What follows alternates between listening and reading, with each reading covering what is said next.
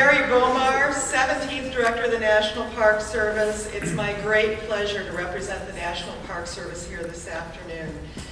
Listening to the accolades of all the other agencies was quite inspiring to me, and I know it was to all of you. Before I begin the recognition of our 7 regional Freeman Tilden Award nominees, I do want to personally thank Mr. Casey Denduven and the National Parks Conservation Association for co-sponsoring the Freeman Tilden Awards, the National Association for Interpretation for providing the venue today, and the Jefferson National Parks Association for providing the reception. A quick trip around Kansas reveals that there are 5 National Park Service sites: Brown versus Board of Education National Historic Site in Topeka, Fort Larned National Historic Site in Fort Larned, Fort Scott National Historic Site in Fort Scott, Nicodemus National Historic Site in Bogue, and the Tallgrass Prairie National Preserve in Cottonwood Falls. I hope that while you're here you have an opportunity for a side trip to one of those wonderful National Park Service sites. Now to the business at hand this afternoon. We are honored and we honor all interpreters from the past and the present that have worked to build the interpretive profession. We especially honor those nominated by their agencies here this afternoon for their outstanding work. The National Park Service Freeman Tilden Award winners will be recognized this afternoon, and they've each demonstrated their commitment to the education of the public. Freeman Tilden worked all of his life on the concepts of interpretation, and as he wrote, "Whether we call it so or not, the interpreter is engaged in a kind of education. It's not the classroom kind. It is, if you will, an offer of teaching. But it is not the professorial sort. It aims to do something to the listeners, not to do something to the listeners, but to provoke the listeners to do something to themselves. The job of interpretation in all its forms is to help people discover their own relationship to an understanding of places. When we succeed, we facilitate a connection between the interests of the visitors and the meanings of the places.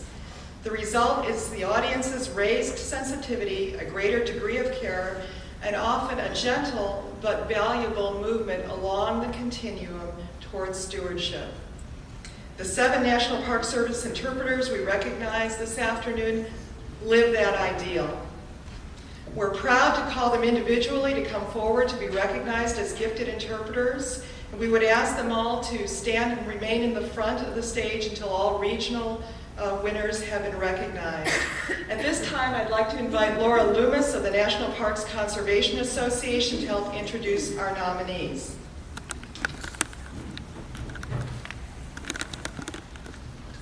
Thank you, Diane.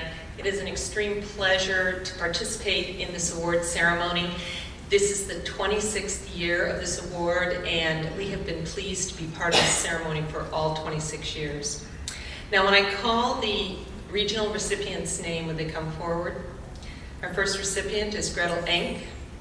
Gretel is a park guide at the Manzanar National Historic Site in the Pacific West region. She's being honored for planning, coordinating, and installing the special exhibit, Gulag, Soviet Forced Labor Camps and the Struggle for Freedom. Ms. Enck organized the only showing of this traveling exhibit in the Western United States and was hosted by the Eastern California Museum in Independence.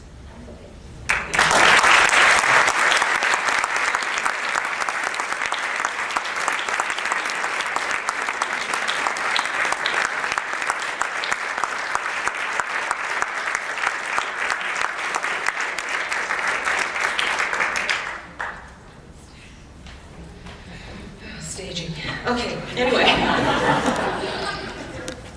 Our next recipient is Ron Harvey. Ron is a park ranger at Rock Creek Park in the National Capital Region. He's being honored for creating 2 self-guided podcast tours of historic Fort Stevens and Battleground National Cemetery.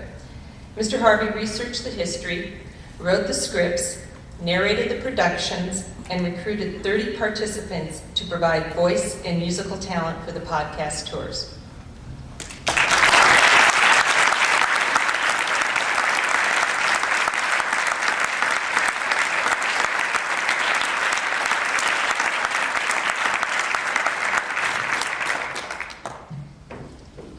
next recipient is Linda Jeske. Linda is an educational specialist at the Western Arctic National Parklands in the Alaska region. She's being honored for developing and delivering a curriculum-based education outreach program to 13 remote Inupiaq. This isn't the worst thing I have to pronounce today. Eskimo villages. This Arctic Villages Outreach Program has created opportunities for students to make personal connections to the meanings and significance of 4 national park units known as the Western Arctic National Parklands.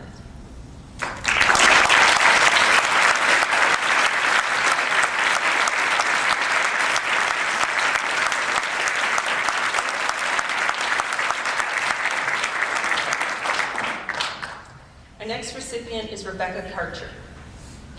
Rebecca is a park ranger at the Chickamauga and Chattanooga National Military Park in the Southeast region. She's being honored for conceiving, researching, and designing an exhibit to commemorate the 50,000 Women Army Corps, in other words, what we all know them as WACs, who trained on the Chickamauga battlefield during World War II. The work included contacting local veterans and WAC historians who loaned items and photographs for the exhibit.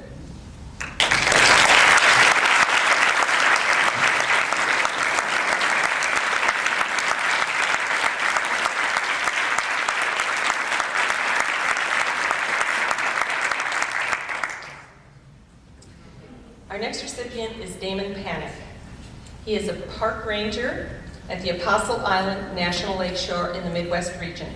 And he's being honored for creating the curriculum-based program, We Are Speaking for Our Relatives. Now these are the 2 words I'm not even going to begin to pronounce out of respect for the Ojibwa language. Do you want to say them?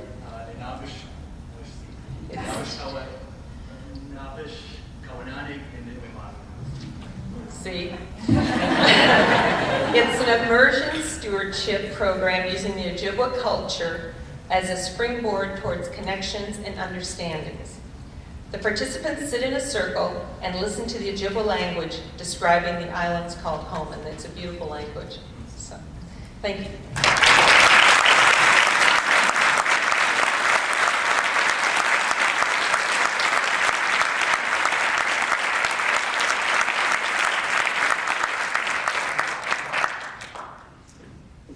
Our next recipient is David Restivo.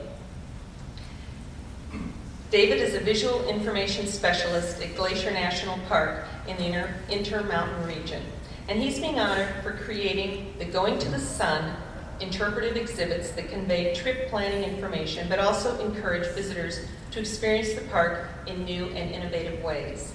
The media all works together to convey not only the history of human transportation in the park, but the broader universal concepts of travel, movement, and change.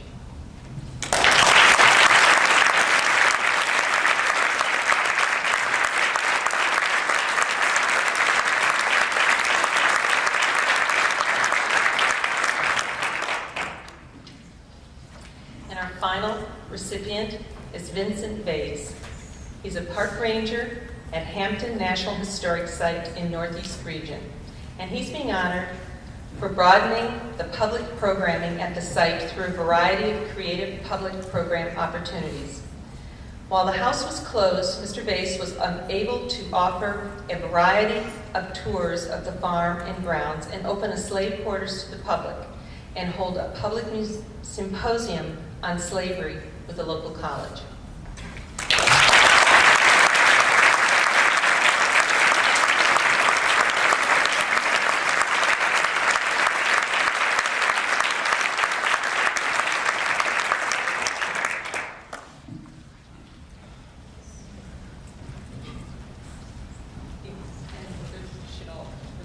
Should all go to their seats now. We'll announce the national winner.